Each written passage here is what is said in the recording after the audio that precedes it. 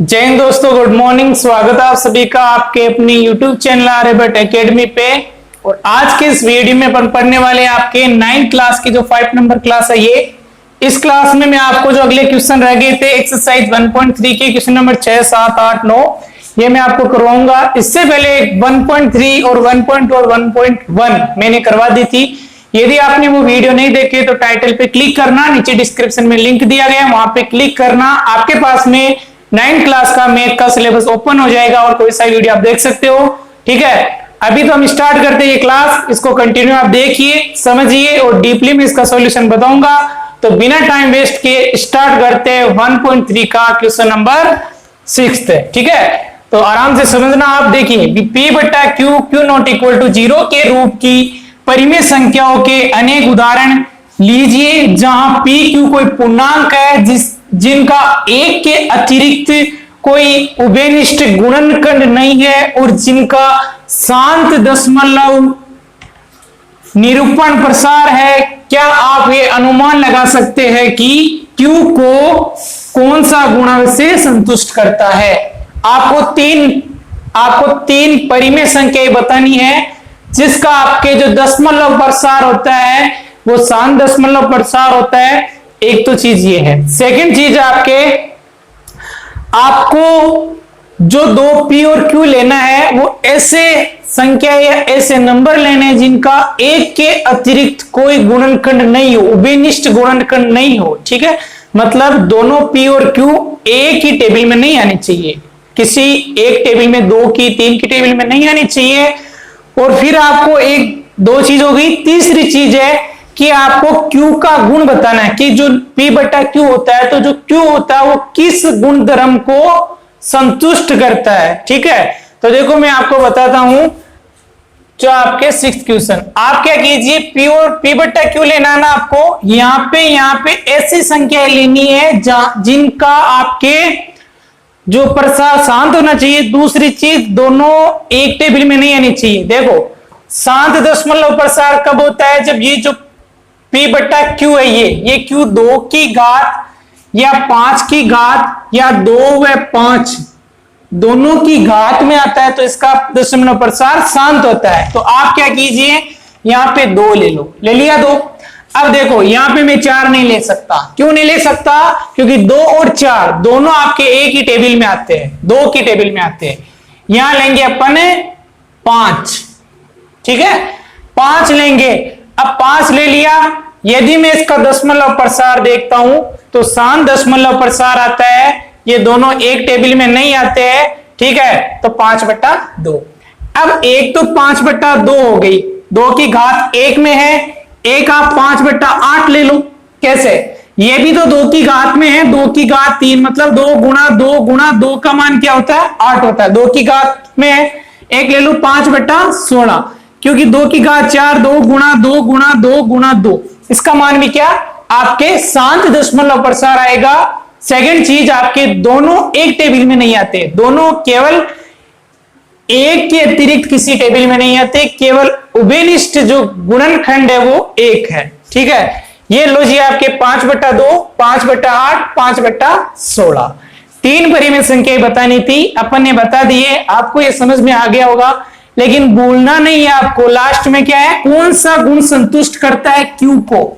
तो Q को आपके एक ही गुण संतुष्ट करता है, Q 2 व 5 की घात में होना चाहिए, 2 व 5 की घात में होना चाहिए। ये आपको लिखना है इसमें। ठीक है, आपके ये क्वेश्चन समझ में आ गया होगा। नेक्स्ट क्वेश्चन करते हैं, क्वेश्चन नंबर 7।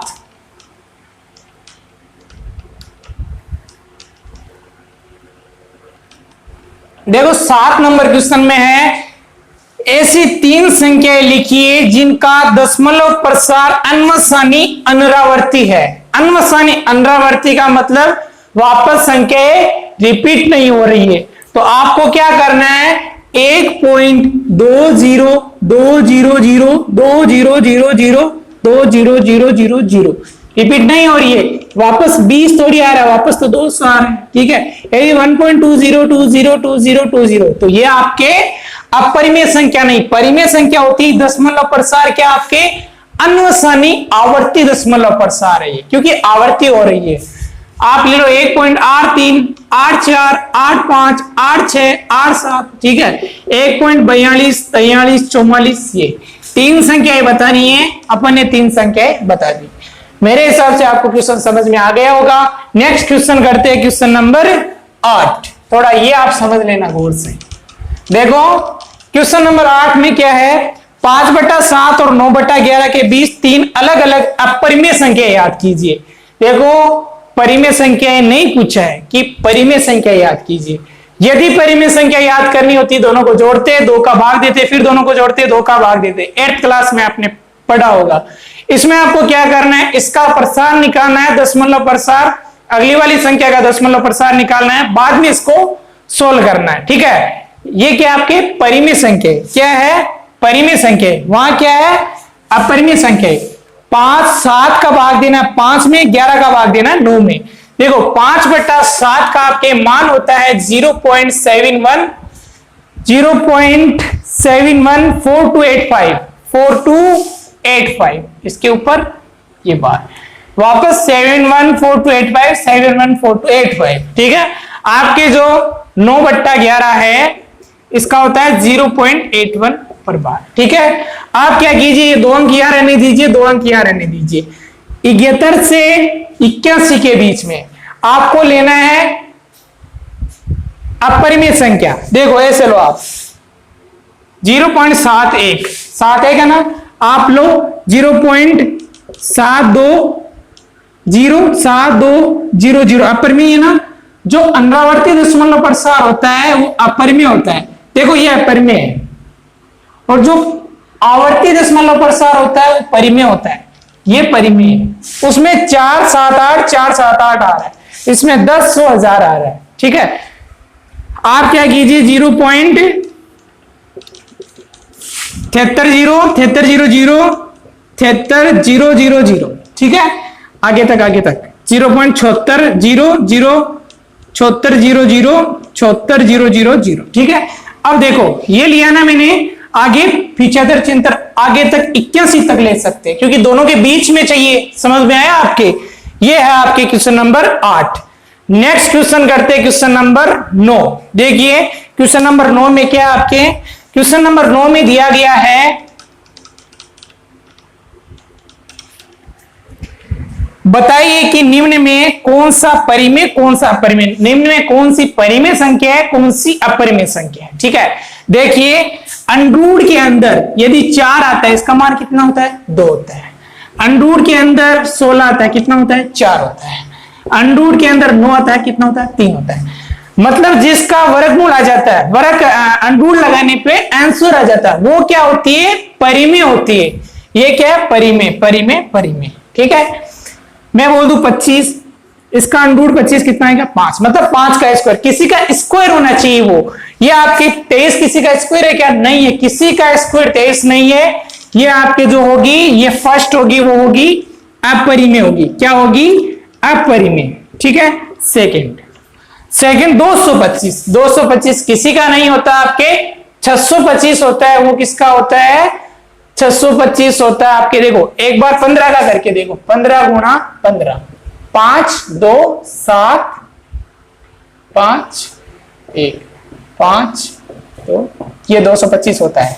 किसका होता है, 15 का होता है। यहां 125 होता था अपरिमेय, लेकिन 225 है तो परिमेय होगी। क्यों होगी, क्योंकि ये 15 का स्क्वायर है। ये दूसरी क्या होगी आपके, परिमेय होगी। क्या होगी, परिमेय। थर्ड क्वेश्चन देखिए 0.3796, आगे एंड तक तो नहीं जा रहा, डेश तो नहीं लग रहा, शांत दशमलव प्रसार है। जो शांत दशमलव प्रसार होता है वो परिमेय होता है, जो अशांत दशमलव प्रसार होता है वो अपरिमेय होता है। जो अशांत या अनवसानी आवर्ती दशमलव प्रसार होता है वो परिमेय होता है। जो अनवसानी अंडरावर्ती मतलब रिपीट नहीं हो रहा वो अपरिमेय होता है। ये क्या हो जाएगी, परिमेय।